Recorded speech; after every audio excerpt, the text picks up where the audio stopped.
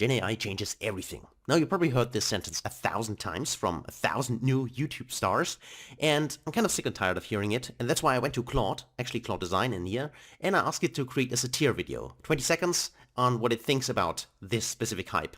And that's what it came up with, so let me show it to you.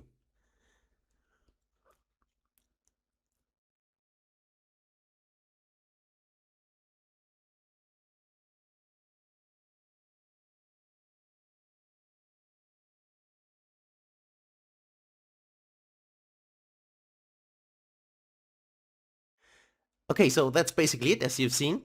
And the question really is, how does this fit to the actual perception of GenAI? I'm kind of curious about your thoughts. It was interesting to me to see, because really this sentence is really getting on my nerves, and I just wanted to put this out. So what do you think? Is this GenAI slop or not?